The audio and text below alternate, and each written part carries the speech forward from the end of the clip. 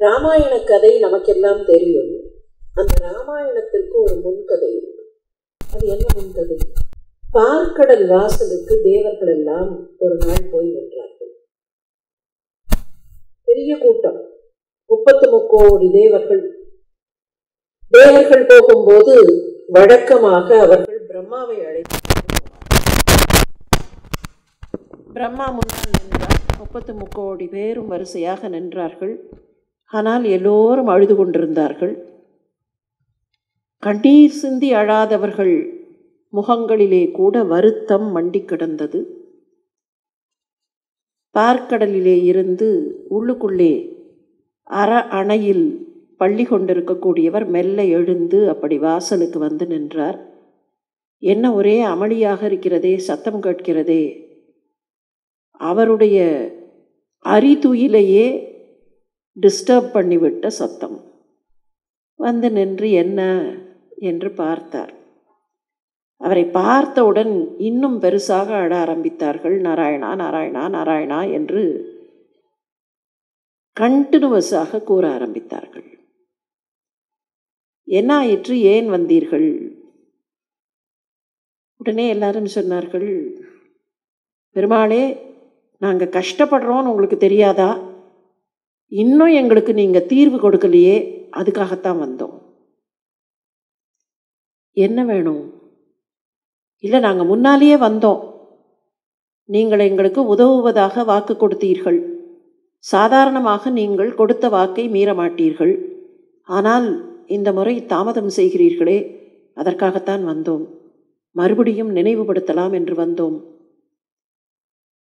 சிரித்து கொண்டே பெருமாள் தெரியாதவர் மாதிரி கேட்டார், என்ன நான் வாக்கு கொடுத்தேன், என்ன நீங்கள் நினைவுபடுத்த வந்தீர்கள்? இல்லை பெருமாளே, இந்த ராவணன் ஒருத்தன் இருக்கான், அவன் படாத பாடுபடுத்துறான்னு ஏற்கனவே நாங்கள் வந்து உங்களிடத்தில் சொன்னோம். அவனுடைய தாத்தா, கொள்ளு தாத்தா பாவம் இதோ இருக்காரே இந்த 4 தலை பிரம்மா, அவரையே அவன் பாடுபடுத்துறான். அப்படியா? ஆமாம் பெருமாளே, அவரை பஞ்சாங்கம் படிக்க சொல்கிறான். அவன் வீட்டு வாசலில் உட்காந்து பஞ்சாங்கம் படிக்கிறதுக்கு சிருஷ்டிகர்த்தாவான பிரம்மாவை வர சொல்கிறான். இப்படியெல்லாம் ரொம்ப கஷ்டப்படுத்துகிறான், எங்களெல்லாம் ரொம்ப படாத பாடுபடுத்துகிறான். ஆமாம், இதெல்லாம் அப்போவே சொன்னீர்களேன்னார். அதுதான் சொல்ல வந்தோம், நாங்கள் ஏற்கனவே வந்து சொன்னோம். அப்போது நீங்கள் என்ன வாக்கு கொடுத்தீர்கள்? அவனை அழிப்பதற்கு மனித வடிவம் எடுத்து அவதாரமாக வருகிறேன்னு வாக்கு கொடுத்தீர்களே. ஆமாம் சொன்னேன். இதை நினைவுபடுத்தவா வந்தீர்கள்? பெருமாளே, நாங்கள் கஷ்டப்படுறோன்னு சொல்கிறோம், சிரித்து கொண்டே கேட்கிறீர்களே. அந்த கஷ்டம் தாங்கலை எங்களால். ஏற்கனவே வந்து உங்களிடத்தில் முறையிட்டோம். நீங்கள் அவனை அழிப்பதாக வாக்கு கொடுத்தீர்கள், இன்னும் அழிக்கலையே. நாங்கள் தவிக்கிறோமே, எங்கள் தவிப்பு உங்களுக்கு தெரியலையா? அது வரைக்கும் சிரித்து கொண்டே இருந்த பெருமாள் மெல்ல அப்படி பிரம்மா பக்கம் திரும்பினார். பிரம்மா, மற்றவர்கள்லாம் ஒரு தலையால் அழுதார்கள், பிரம்மா 4 தலையாலையும் அழுது ஆமாம் ஆமாம் ஆமாம் அப்படின்னு பெருசாக தலையாட்டினார். சிரித்து கொண்டே பெருமாள் கேட்டார், ராவணனுக்கு ஆயுசு ரொம்ப நீளமோ அப்படின்னார். ஆயுசு கெட்டி அப்படிங்கிறமா இல்லையா, அந்த மாதிரி 10 தலையாச்சு. அப்போ கெட்டியிலும் கெட்டியாக இருந்திருக்கணும். ஆயுசு நீளமா அப்படின்னார். பிரம்மா அப்படி பார்த்தார். அவனுக்கு எவ்வளவு ஆயுசு அப்படின்னு மறுபடியும் பெருமாள் கேட்டார். 3 கோடி வாழ்நாள். 3 கோடி வாழ்நாள்னா 3 கோடி ஆண்டுகள்னு அர்த்தம். 3 கோடி வாழ்நாள். 3 கோடி வாழ்நாளா? அவ்வளவுதானா? இல்லை, இன்னும் கொஞ்சம் எக்ஸ்ட்ரா இருக்குது. அது என்ன எக்ஸ்ட்ரா இருக்குது? அது அவன் போய் சிவபெருமான கைலைங்கிரியை தூக்கினான். அப்போது அவர் காலால் அழுத்தினார். அவன் சாமகானம் இசைத்தான். அதுக்காக உருகி போய் சிவபெருமான் இன்னும் ஒரு 1/2 கோடி ஆண்டுகள் எக்ஸ்ட்ரா வச்சுக்கோன்னு கொடுத்துட்டார். அப்போ எவ்வளவு ஆண்டுகள்? 1/2 கடை இட்ட 3 கோடி ஆண்டுகள். 1/2 கடையிட்ட நீங்கள் ஏதாவது கூடுதலாக சேர்த்தா அட் தி எண்டு தான் சேர்ப்போம், முதல்ல சேர்க்க மாட்டோம். அதனால் அரை கடையிட்ட அந்த 3 கோடிக்கு கடையில் சேர்க்கப்பட்ட அரை கோடியோடு சேர்ந்த வாழ்நாட்கள், அரை கடையிட்ட 3 கோடி ஆண்டுகள், 3.5 கோடினே வச்சுப்போம். இப்போ கணக்குக்கு முடிஞ்சு போச்சா அப்படின்னார். பிரம்மா இல்லை, இன்னும் முடியல. ஏன்னா முதல்ல 3 கோடி கொடுத்தவர் பிரம்மா தான்.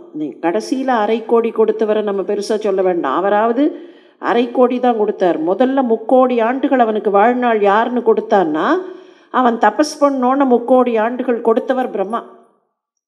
முடிஞ்சு போச்சா? இல்லை. எப்போ முடியறது?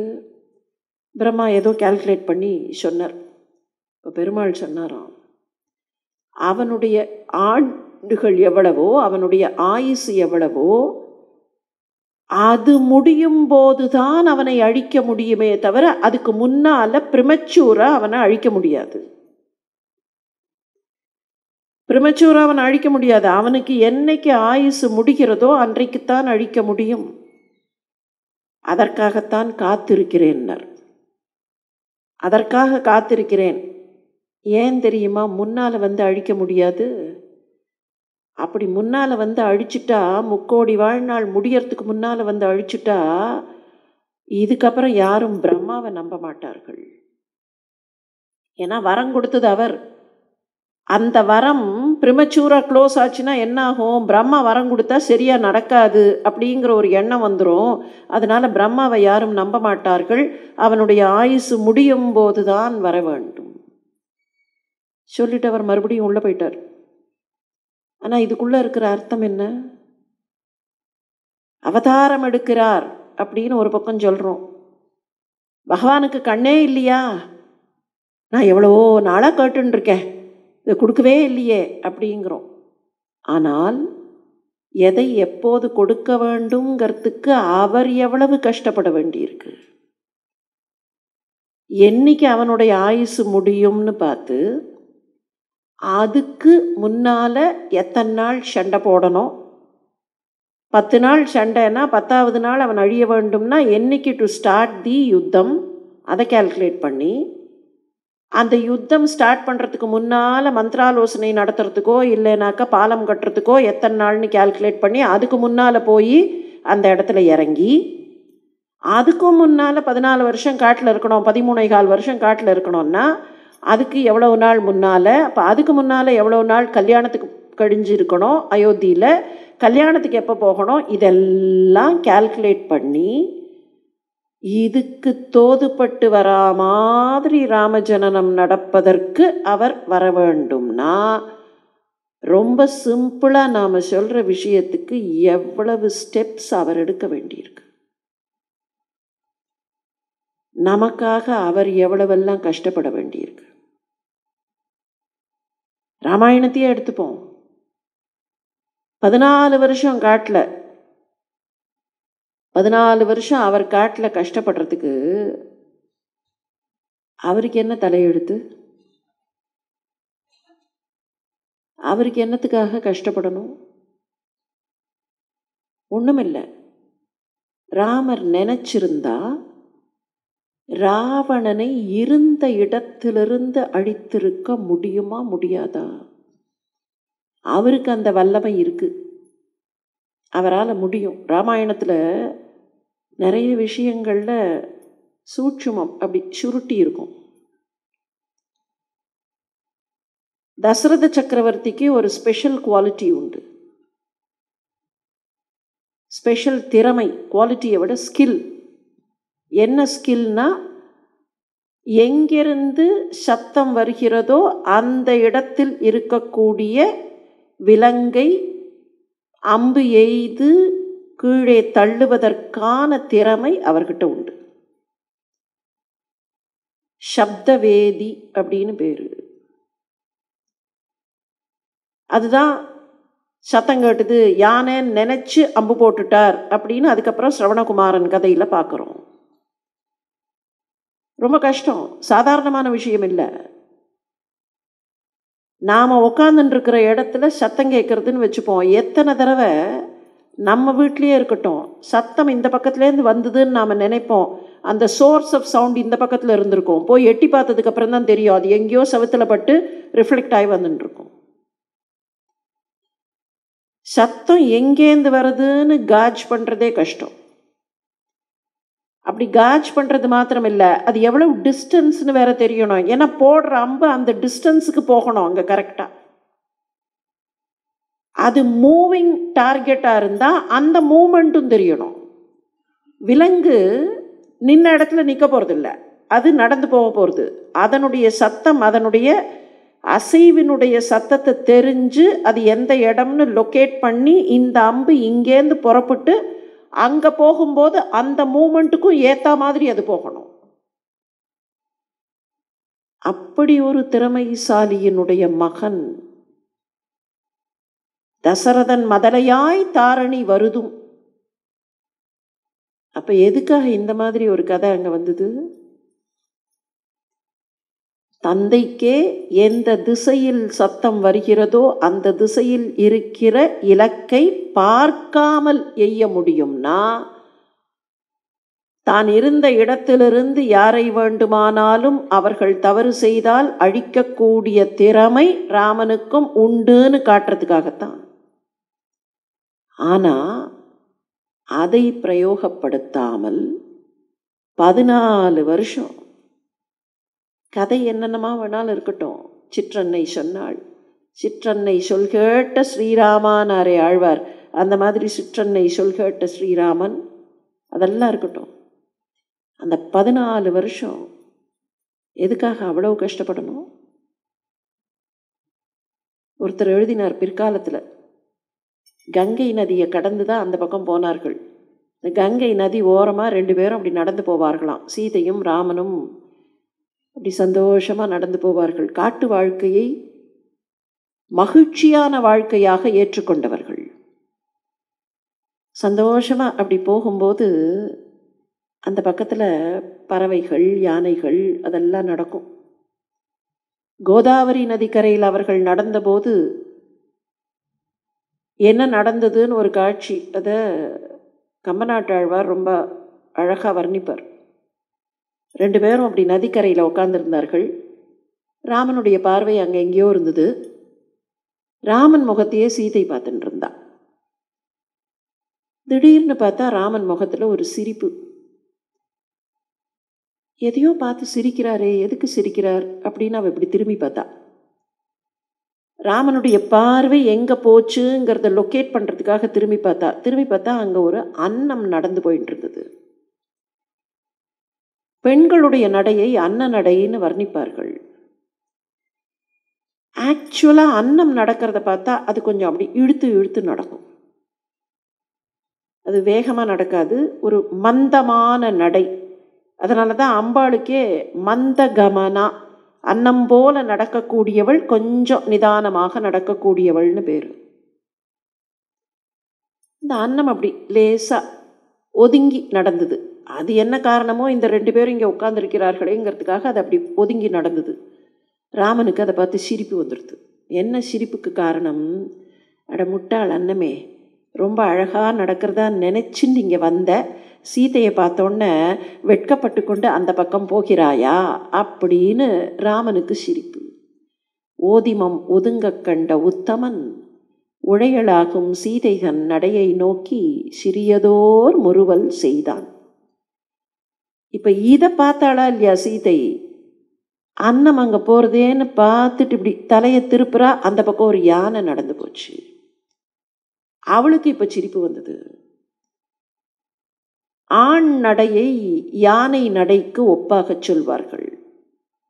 சின்ன யானை நடையை தந்தது இல்லையா?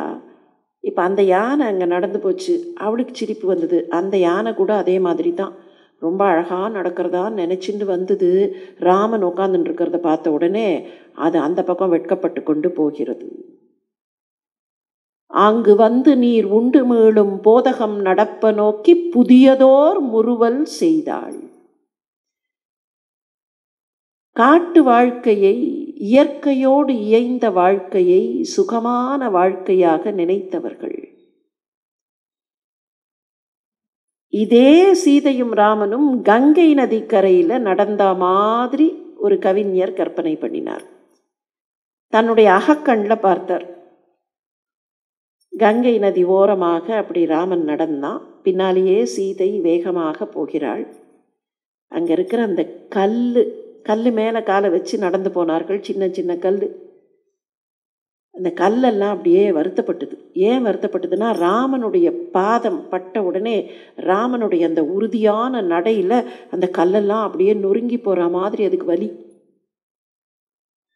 அப்படி வலிச்சு, ஐயோ வலிக்கிறதே, ராமனுடைய கால் பரவாயில்ல, வலிச்சா பரவாயில்ல, ராமனுடைய கால் அப்படின்னு நினச்ச அந்த கல் மேலே சீதையோட கால் அடுத்தது வந்தது. பஞ்சால ஒத்தடம் கொடுக்குற மாதிரி இருந்தது. கங்கை நதி ஓரமாக ராமன் நடக்கிறான். அந்த கவிஞர் எழுதினார், கங்கை நதி ஓரம் ராமன் நடந்தான், கண்ணின் மணி சீதை காலம் தொடர்ந்தாள். மங்கையவள் சீதை முள்ளில் நடந்தாள், மன்னன் அவன் கண்ணில் கங்கை வழிந்தாள். கல்லுலையும் முள்ளுலையும் கஷ்டப்படணும்னு ராமனுக்கும் சீதைக்கும் என்ன தலையெழுத்து? 14 வருஷம் அப்படியெல்லாம் கஷ்டப்படணும்னு அவர்களுக்கு ஏதாவது தலையெழுத்தா? இல்லை. நமக்கு நல்லதை கொடுக்க வேண்டும், நமக்கு தர்மத்தை காட்ட வேண்டும், நமக்கு நன்மை வாழ்க்கையில் கிடைக்க வேண்டும்ங்கிறதுக்காக பகவான் பலவிதமாக கஷ்டப்படுகிறாருங்கிறது தான் திருமால் எடுக்கக்கூடிய பல வகையான அவதாரங்களுக்கான தாத்பரியம். அவதாரம் எடுக்கிறார், தசாவதாரம் எடுக்கிறார். லீலாவதாரங்கள்னே பேர் அந்த அவதாரங்களுக்கெல்லாம். விளையாட்டாக எடுக்கக்கூடிய அவதாரங்கள், விளையாட்டாகத்தான் செய்கிறார், ரொம்ப விளையாட்டை செய்கிறார், விளையாட்டு அவதாரங்கள். அதனாலேயே லீலா அவதாரங்கள்னு கணக்கு. ஆனால் அந்த விளையாட்டு அவதாரங்கள் அவர் விளையாட்டாக பண்ணினா கூட அதில் எவ்வளவெல்லாம் கணக்கு பார்த்து கால்குலேட் பண்ணி நமக்கு நன்மை தருவதற்காக எடுக்க வேண்டியிருக்கு. 24 லீலா அவதாரங்கள்னு கணக்கு. தசாவதாரங்கள் 10ங்கிறது மாத்திரம் நமக்கு கணக்கில் தெரியும். ஆனால் மொத்தமாக சேர்த்து 24 லீலா அவதாரங்கள். அப்போ மீதம் இருக்கிற 14 அவதாரங்கள் என்னென்ன? ஒன்னொன்னும் ஒவ்வொரு காரணத்துக்காக எடுத்தது. ஒரு குறிப்பிட்ட மன்வந்திரத்தில் எடுக்கப்பட்ட அவதாரங்கள் தான் நாம் தசாவதாரம்னு சொல்லக்கூடிய 10 அவதாரங்களின் கணக்கு. அது இல்லாமல் வேற மன்வந்திரங்களில் வேற யுகங்களில் எடுக்கப்பட்ட அவதாரங்கள் உண்டு. திரிலோக்கியின் துயரத்தை தீர்ப்பதற்காக, திரிலோக்கியின் அச்சத்தை தீர்ப்பதற்காக ஆகுதியின் மகனாக தோன்றிய அவதாரம் யக்ஞர் அப்படிங்கிற அவதாரம். ஆகுதி என்கிற தாய்க்கும் ருச்சி என்கிற தந்தைக்கும் மகனாக தோன்றி திரிலோக்கியின் துயரத்தை அச்சத்தை போக்கினார். அதுக்கு அடுத்ததாக எடுக்கப்பட்ட அவதாரம் கர்தம பிரஜாபதிக்கும் தேவஹூதிக்கும் மகனாக பிறந்த கபில அவதாரம். சாங்கியம் அப்படின்னு சொல்கிறோமே, அந்த சாங்கிய தத்துவத்தை உலகத்திற்கு கொடுத்தவர் கபிலர். தேவஹூதிங்கிற தன்னுடைய தாய்க்கே பிரம்ம வித்யை போதித்தவர். தத்தாத்ரேயர் நமக்கெல்லாம் தெரியும், மும்மூர்த்திகளும் ஒன்று சேர்ந்த வடிவம். தத்தாத்ரேயரும் திருமாலுடைய ஒரு அவதாரம், மும்மூர்த்திகளாக சேர்ந்து அந்த முழு முதல் நின்ற அவதாரம். சனத்குமாரர்கள்னு சொல்கிறோமே, குமார அவதாரம்னு பேர். 4 வடிவங்களாக நின்ற அவதாரம். சனகர், சனந்தனர், சனாதனர், சனத்குமாரர்னு பிரம்மாவினுடைய மானசீக புத்திரர்களாக தோன்றிய அவதாரம். பிரம்ம வித்யை உலகத்திற்கு பரவச் செய்யக்கூடியதற்காக இந்த 4 பேராக 4 வடிவங்களில் தோன்றினார். தர்மர் என்பவருக்கும் அவருடைய மனைவியான மூர்த்தி என்பவளுக்கும் இரட்டை பிள்ளைகளாக பிறந்த அவதாரம்தான் நர நாராயண அவதாரம். தக்ஷ பிரஜாபதியின் மகள்களில் ஒருத்தி மூர்த்தி. அதனால தக்ஷ பிரஜாபதியின் பேரன்களாக தோன்றிய நரநாராயணர்கள். பார்க்கடல் கடைந்த போது மோகினி அவதாரம். அதே பார்க்கடல் கடைந்த போது அமுத கலசத்தை தூக்கி கொண்டு வந்த தன்வந்திரி. பிருத்து அப்படின்னு ஒரு அவதாரம். பூமியை செழிக்கச் செய்வதற்காக எடுக்கப்பட்ட அவதாரம் தான் பிருத்து. நாபி என்கிற தந்தைக்கும் மேருதேவி என்று அழைக்கப்பட்ட சுதேவிக்கும் பிறந்த மகன் ரிஷபர். பரமஹம்சராக முனிவராக எல்லாவற்றையும் துறந்த ஒரு தவசியாக இருந்தவர் ரிஷபர். ஹயக்ரீவர் என்கிற குதிரை முகம் கொண்டு வேதத்தை நிலை பெறச் செய்வதற்காக, வேதத்தை பரப்புவதற்காக எடுத்த அவதாரம். கஜேந்திரனை காப்பாற்றுவதற்காக தேவராஜ ஹரியாக எடுத்த அவதாரம். ஞானத்தையும் யோகத்தையும் பக்தியையும் உலகத்திற்கு புரியச் செய்வதற்காகவும், நாரதர் வழியாக அதை உலகத்திற்கு கொடுப்பதற்காகவும், வேதங்களை ஓதுவதற்காகவும் எடுத்த அவதாரம் ஹம்ச அவதாரம். ஒவ்வொரு மன்வந்திரத்திலேயும் அந்த மன்வந்திரத்தின் தெய்வமாக எடுக்கிற அவதாரங்கள். அதெல்லாம் ஒன்றா சேர்ந்து ஒரே கணக்கு. 14 மன்வந்திரத்துக்கும் ஒரு மன்வந்திரத்துக்கும் ஒரு தெய்வம். அந்த 14 சேர்ந்து ஒரு கணக்கு தான். இதெல்லாம் போக இதற்கெல்லாம் ஈராக வேதங்களை தொகுத்து கொடுப்பதற்காக கிருஷ்ணத்வைபாயனராக வியாசராக எடுத்த அவதாரம். ஆக மொத்தம் 24 லீலா அவதாரங்கள்னு கணக்கு. இத்தனை அவதாரங்கள் எதுக்கு எடுக்கிறார்? இத்தனை அவதாரங்களும் நம்மை காப்பாற்றுவதற்காக, நம்மை பரிபாலிப்பதற்காக. நம்மைன்னு சொன்னால் தனி நபர்கள் மாத்திரமில்லை, இந்த பிரபஞ்சத்தை, உலகத்தை தர்மத்தோடு சேர்த்து ரட்சிப்பதற்காக, தர்மத்தோடு சேர்த்து தர்மத்தை ஸ்தாபிதம் செய்வதற்காக. அதனால தான் அவரே சொன்னார், சம்பவாமி யுகே யுகே, ஒவ்வொரு யுகத்திலேயும் சம்பவித்துக் கொள்கிறேன். எப்படி சம்பவித்துக் கொள்கிறேன்னா, தர்மத்தை காப்பாற்றுவதற்காக சம்பவித்துக் கொள்கிறேன்.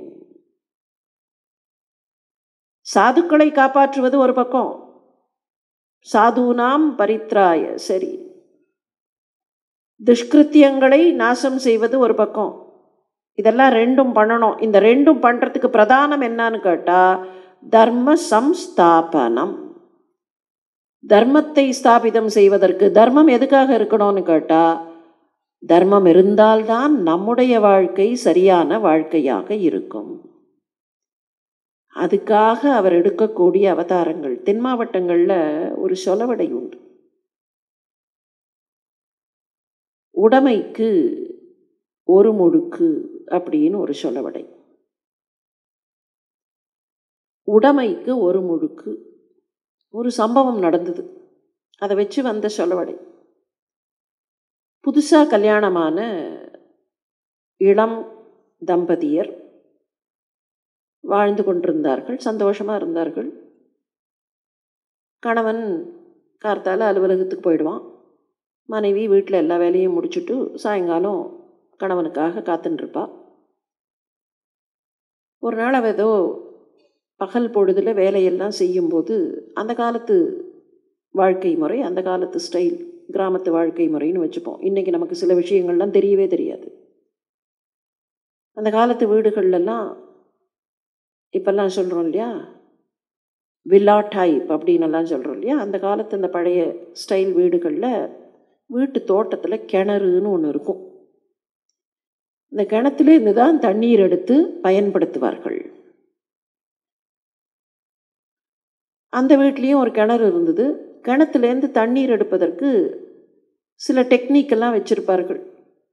ரொம்ப ஆழம் அதிகமாக இல்லைன்னா அப்படியே கயத்தில் எந்த பாத்திரமோ அந்த பாத்திரத்தை கட்டி அப்படியே கூட எடுப்பார்கள்.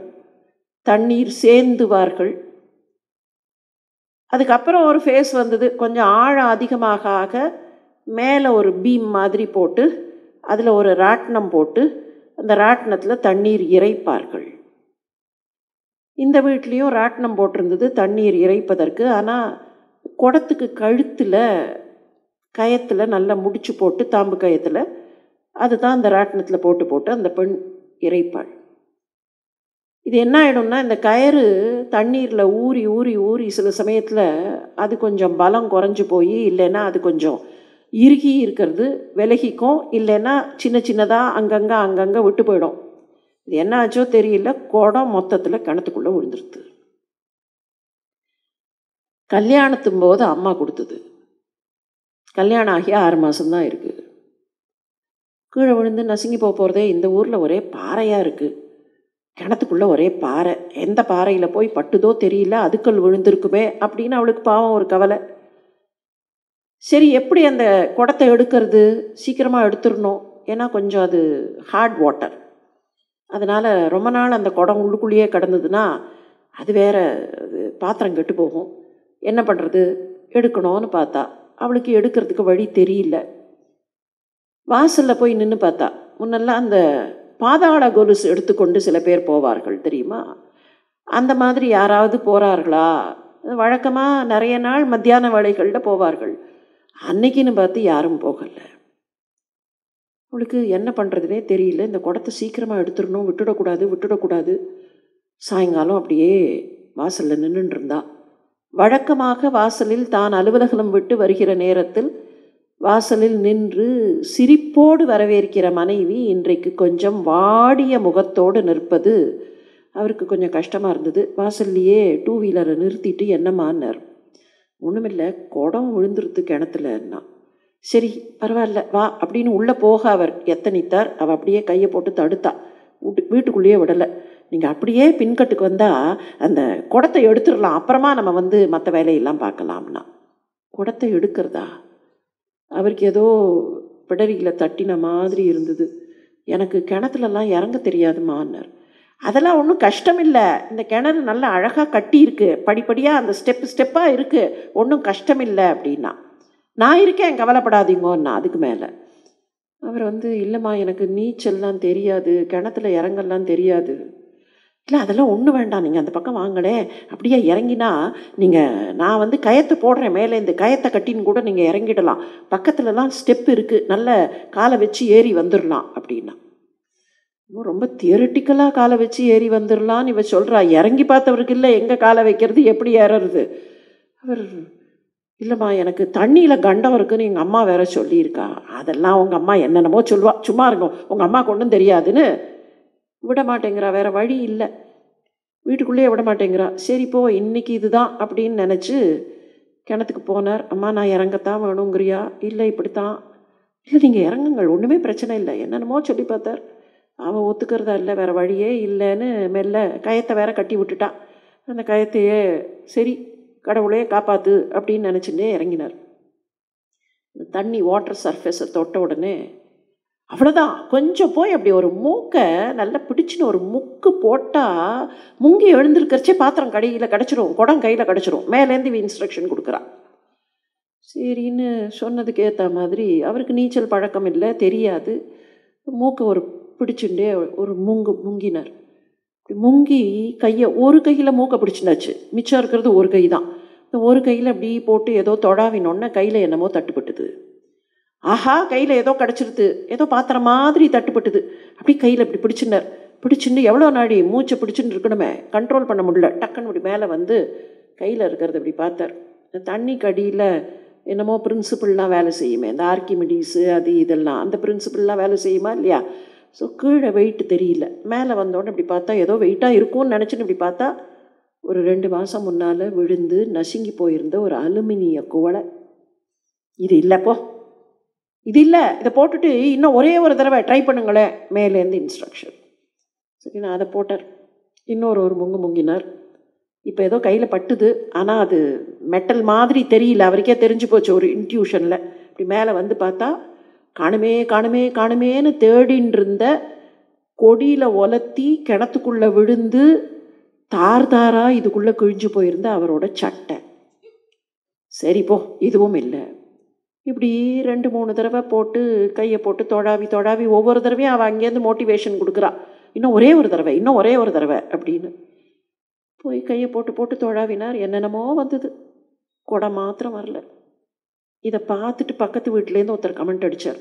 அவர் மாடியிலேருந்து பார்த்துட்டு இருந்தார் இதை. அவர் அங்கேருந்து கமெண்ட் அடித்தார், உடைமைக்கு ஒரு முழுக்கு, உடையவனுக்கு பல முழுக்கு.